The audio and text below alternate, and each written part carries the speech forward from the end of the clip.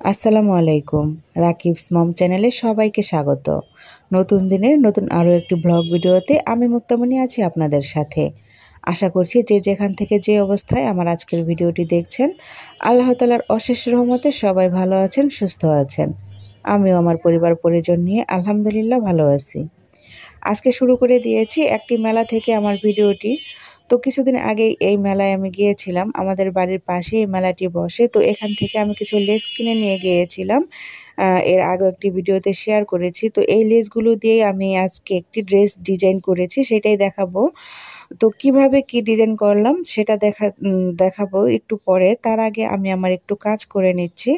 তো বারান্দায় হচ্ছে একটা গাছ লাগিয়ে দিচ্ছি। এখানে একটা আ পাথরকুচি গাছ ওইটা লাগিয়ে দিচ্ছি। এটা কিন্তু ইনডোর প্লান্ট, ঘরেও খুব ভালো হয়। তো ছোট্ট একটা মগ ভেঙে গিয়েছিল, তো তাই জন্য ভাবলাম যে এই মগটার মধ্যে হচ্ছে এই একটা গাছ লাগিয়ে রাখি। পরবর্তীতে যদি আমার মনে চায় তাহলে আমি ঘরেও নিয়ে রাখতে পারবো। এজন্য কিন্তু এটা লাগিয়ে দিলাম, আর এটা কিন্তু খুব সহজেই গ্রো করে। আম তো এই আরকি। এজন্যই এই গাছটা লাগিয়ে নিলাম এখানে। আর তার সাথে হচ্ছে আমি এই শীত আসার আগে তখন আমার বারান্দার যতগুলো গাছ ছিল সেই গাছগুলো কিন্তু আমি ছাদে নিয়ে রেখেছিলাম যাতে একটু রোদ পায়।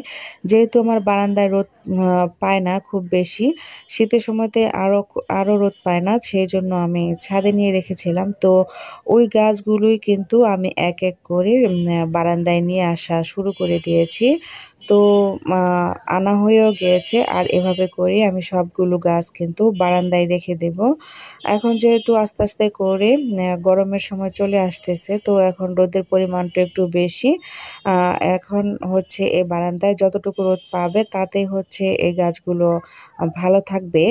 তো এজন্যই আমি সবগুলো গাছ নিয়ে আসলাম আর এক, এক করে বেঁধে দিয়েছি। আর এই যে এই টবটার মধ্যে হচ্ছে ঘাস হয়েছে।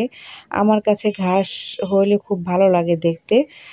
এজন্য আমি রেখে দিয়েছি। আর এখানে হচ্ছে ধনিয়া পাতার বীজ লাগিয়েছিলাম। এটা কিন্তু নিয়ে খাইনি। তাই জন্য হচ্ছে এই ধনিয়া পাতাগুলোতে হচ্ছে ফুল চলে আসছে। আর ফুল দেখে আমার খুব ভালো লাগছে। তাই জন্য আমি আর উঠাইনি।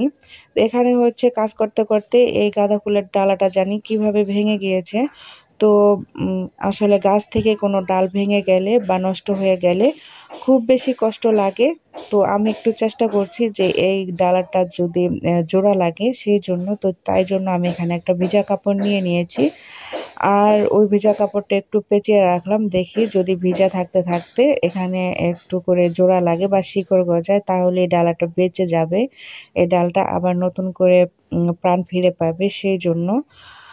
তো এখন হচ্ছে অনেক গাছের অনেক যত্ন করে নিয়েছি। শেষে গাছগুলোতে পানি দিয়ে দিচ্ছি।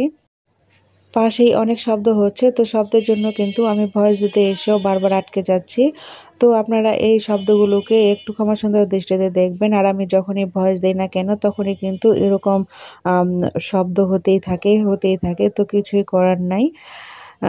তো এখন হচ্ছে আমি আপনাদেরকে আমার সেই ড্রেসটি দেখিয়ে দেব। লেস দিয়ে আমি কিভাবে আমার ড্রেসটি ডিজাইন করলাম ওইটাই এখন দেখিয়ে দেব আপনাদের সাথে। এখানে হচ্ছে এই যে গলাতে আমি সুন্দর একটা ডিজাইন করে পাশ দিয়ে হচ্ছে লেস লাগিয়ে দিয়েছি।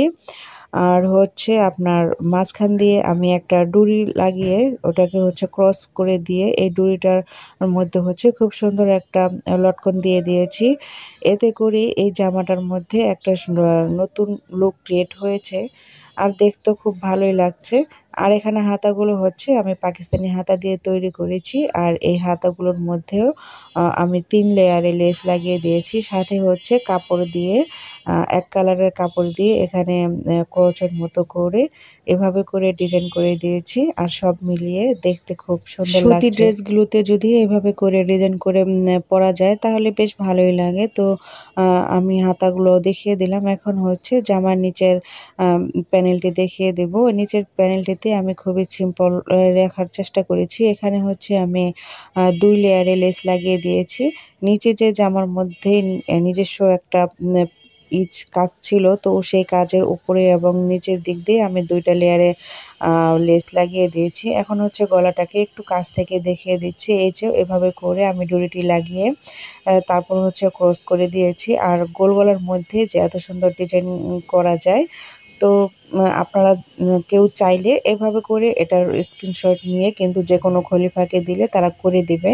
তো আমি যেহেতু আমার ড্রেসটি আমি নিজেই তৈরি করেছি, তো আমার যেভাবে মনে ভালো লেগেছে সেভাবেই করে নিয়েছি। এখানে হচ্ছে প্যান্টটিকে আমি খুবই সিম্পল রাখার চেষ্টা করেছি। এখানে শুধু এক লেয়ারে এভাবে করে একটু আড়াআড়ি করে লেস লাগিয়ে দিয়েছি সিম্পলের মধ্যে। আর ওড়নাটির মধ্যে হচ্ছে আমি ২ সাইড দিয়ে লেস লাগিয়ে দিয়েছি। সত্যি ওড়নাটি খুবই ভালো এবং খুবই বড়। এভাবে করেই আমি আমার পুরো থ্রি পিসটিকে লেস দিয়ে ডিজাইন করে নিয়েছি। দিয়ে ডিজাইন করে পরতে কিন্তু আমার কাছে বেশ ভালোই লাগে। আপনারা কারা কারা লেস দিয়ে ডিজাইন করে থ্রি পিস পরতে পছন্দ করেন চাইলে জানাতে পারেন। তো এখন শীতকে বিদায় দেওয়ার জন্য চলে এসেছি। হচ্ছে শীতে যে সমস্ত কম্বলগুলো নামানো হয়েছিল, জ্যাকেট সোয়েটারগুলো নামানো হয়েছিল, ওগুলোকে এখন প্যাকেট করে রেখে দেব। তো সকাল থেকে যেগুলো রোদে দেওয়ার দরকার ছিল ওগুলো রোদে দিয়েছি, আর যেগুলো ধোয়ার দরকার ছিল ওগুলো কিন্তু ধুয়েও দিয়েছি। ধুয়ে সব কিছু শুকিয়ে তারপর হচ্ছে এখন প্যাকেট করে রেখে দেব। তো এভাবে করে আমি হচ্ছে কম্বলের প্যাকেটগুলোতেই কম্বল রেখে দিই, এতে করে খুব ভালো থাকে, ভিতরে কোনো ধুলাবালি পড়ে না। আর আমার এই যে এই কম্বলের প্যাকেটটা কিন্তু পরে তারপর হচ্ছে ছিঁড়ে গিয়েছিল, ওখানে আমি হচ্ছে কিছু কস্টিপ দিয়ে দিয়েছি। আর এগুলোতে রাখলে খুব ইজিলি ভাবে রাখা যায়। তো এজন্য আমি যার যারটা তার তার প্যাকেটেই রেখে দেব। শীতের কাপড়-চোপড় নিচে থাকলে মনে হয় যেন ৩ ডবল কাপড়-চোপড় বেশি। তো যতদিন থাকবে নিচে ততদিন কিন্তু অনেক হিবিজিবি মনে হয় আমার কাছে। তো যত তাড়াতাড়ি উঠানো যায় ততই ভালো। তারপরে যেহেতু শীত নেই, শীত থাকলে তাও একটা কথা ছিল। তো শীত যেহেতু খুবই কম তার জন্য হচ্ছে এগুলো উঠিয়ে রাখাই ভালো। নিচে রাখার কি দরকার? ছড়িয়ে ছিটিয়ে থাকবে, শুধু শুধু ধুলাবালি পড়বে। তো আমি সমস্ত কিছু এজন্যই উঠিয়ে রাখার চিন্তাভাবনা করে দিয়েছি। জানি না মাঘ মাসের শেষের দিকে শীত পড়ে কিনা। যদি শীত পড়ে তাহলে নিচে যেগুলো টুকিটাকি রাখা হয়েছে ওগুলো দিয়ে চলে যাবে। তো এগুলো হচ্ছে এখন তুলে রাখবো, যেহেতু সামনে রমজান আসতেছে। রমজান মাসের কিন্তু অনেক প্রস্তুতি। তো তার আগে আমি শীতের কাপড়-চোপড়, শীতের যে সমস্ত লেপ কম্বল ছিল ওগুলো কিন্তু আগে গুছিয়ে নেব। ওইগুলো গোছানো হয়ে গেলে তারপর হচ্ছে রমজানের জন্য প্রস্তুতি নেব। তো রমজানের কিন্তু টুকিটাকি প্রস্তুতি নেওয়া শুরু হয়ে গিয়েছে। এখন আরও কিছু কাজ বাকি আছে, ওগুলো আস্তে আস্তে করে নেব। তো এখানে আমি হচ্ছে সোয়েটারগুলো, তারপর হচ্ছে জ্যাকেট, এগুলো ভাঁজ করে নিচ্ছি। আর এভাবে করে ফোল্ডিং মোডে ভাঁজ করলে কিন্তু অল্প জায়গাতেই অনেক কাপড়-চোপড় রাখা যায়। এজন্য হচ্ছে আমি বড় বড় যে কাপড়-চোপড়গুলো ছিল ওগুলো হচ্ছে এভাবে করে ভাঁজ করে রেখে দিচ্ছি। এভাবে ভাঁজ করলে দেখা যায় এত বড় একটা পোশাকও একদম ছোট হয়ে যায়। তো আমি কিভাবে ভাঁজ করছি সে ভাঁজটিও কিন্তু আপনাদের সাথে শেয়ার করে দিলাম।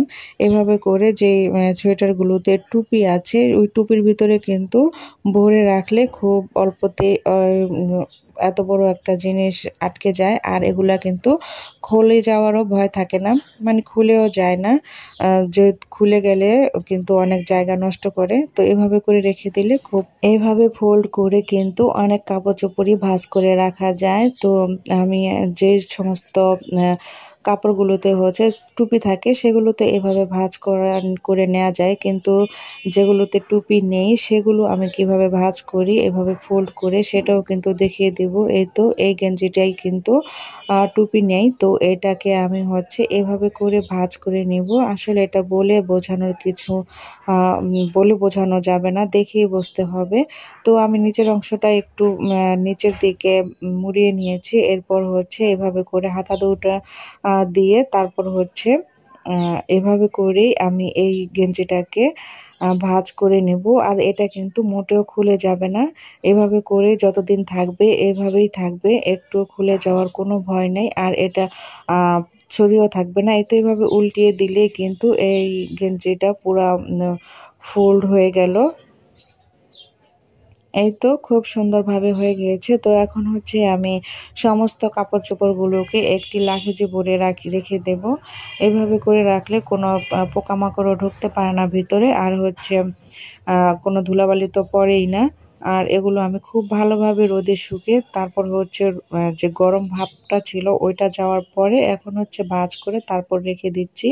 এই তো এখানে কিন্তু আমি অনেকগুলি কাপড় রেখেছি আর মোটা মোটা জ্যাকেটও ছিল ওগুলোও রেখে দিয়েছি। তো আজকের মতো কিন্তু আমি এখানেই বিদায় নিয়ে নেব। কথা হবে আগামী ভিডিওতে। সেই পর্যন্ত সবাই ভালো থাকবেন। সবার সুস্থতা কামনা করে আজকের মতো বিদায় নিচ্ছি। আল্লাহ হাফেজ। আসসালামু আলাইকুম।